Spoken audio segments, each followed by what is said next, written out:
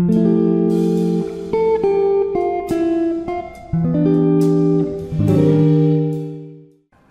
apa kabar? Kamu baik-baik aja kan? Pertanyaan-pertanyaan kayak gitu, kalau disampaikan saat kondisi kita lagi sangat down misalnya, pasti ada dari kita kemudian ngeresponnya bakal nangis. Karena mungkin udah nggak bisa menyampaikan lewat lisan, ya jadi tangisan itulah yang jadi jawabannya. Mungkin beberapa dari kita akhir-akhir ini sedang merasa terpuruk karena stres akibat dari beberapa hal. Misalnya stres kuliah, stres kerjaan, atau stres karena nggak dapat kabar dari orang terkasih. Sebenarnya kehidupan memang nggak akan ada yang pernah luput dari stres.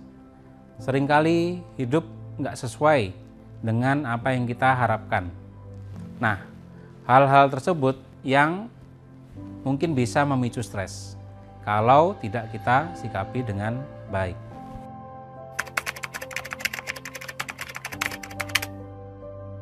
Namun dengan adanya pemicu stres atau yang biasanya kita sebut dengan stresor, pada beberapa orang bisa direspon dengan berbeda-beda.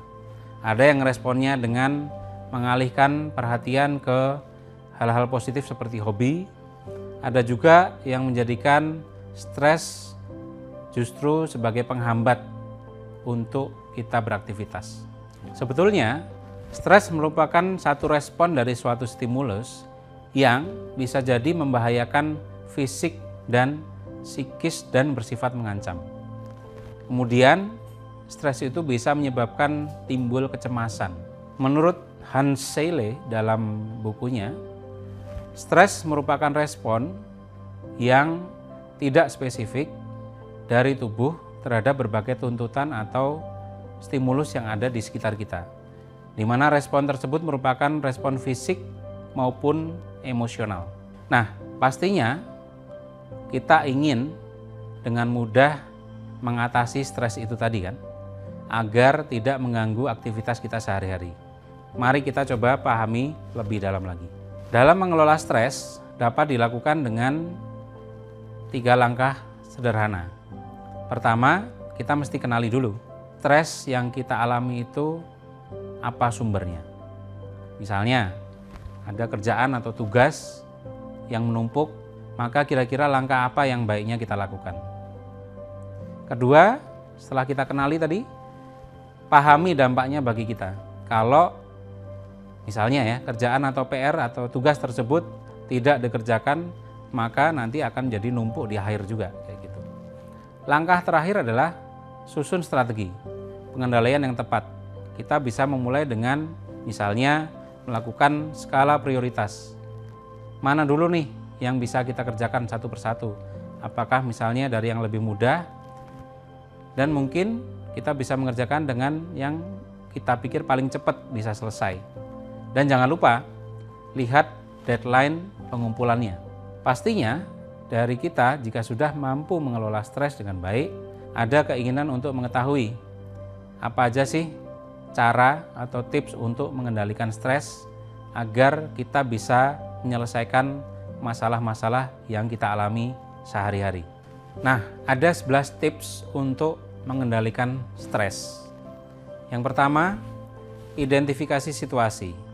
Kita harus bisa menilai kira-kira kondisi seperti apa sih yang biasanya sering membuat kita stres. Yang kedua, kita mesti pahami bahwa stres itu hal yang wajar. Ingatlah bahwa setiap masalah pastinya dapat diselesaikan. Yang ketiga, diskusikan dengan orang terdekatmu ketika kamu sedang dalam masalah atau sedang stres. Ketika sedang stres, kita cenderung tidak bisa berpikir dengan jernih. Dan diskusi dengan orang terdekat merupakan antisipasi berbagai kemungkinan yang mungkin bisa merugikan kita. Selain itu, kita juga bisa melihat apa yang kita pikirkan dari sudut pandang orang lain. Yang keempat, identifikasi atau pilih salah satu solusinya. Jika kita sudah berdiskusi, maka kita biasanya bisa mengidentifikasi solusi dan tugas kita adalah memilih salah satu yang menurutmu paling tepat. Yang kelima, coba evaluasi hasilnya. apakah kira-kira sudah sesuai belum dengan yang kamu harapkan. Yang keenam, jangan berharap akan kesempurnaan, karena setiap keputusan pasti selalu ada resikonya dan harapannya itu sudah kamu pertimbangkan sebelum kita mencoba untuk menyelesaikan masalahnya. Yang ketujuh, lakukan yang terbaik dalam komunikasi, pengambilan keputusan, dan belajarlah dari pengalaman. Yang kedelapan, carilah lingkungan dan kegiatan yang positif. Karena dalam lingkungan yang positif kamu pasti akan menemukan orang-orang yang punya pikiran positif juga, yang mungkin mereka bisa mengelola stres dengan baik dan bisa kamu contoh. Yang kesembilan, lakukan hal yang kamu sukai. Mungkin bisa dengan melakukan hobi yang mungkin sudah lama kamu tidak lakukan. Yang ke-10, tetaplah bersyukur. Bandingkan dirimu yang dulu dengan yang sekarang dan lihatlah perubahan-perubahannya. Yang ke-11 dan terakhir, bertanggung jawablah dengan hidupmu. Dengan itu, kamu bisa lebih mempertimbangkan hal-hal yang akan kamu lakukan.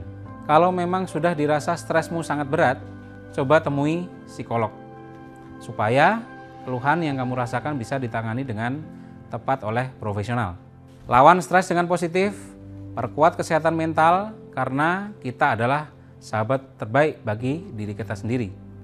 Penasaran sama tips kesehatan mental lainnya?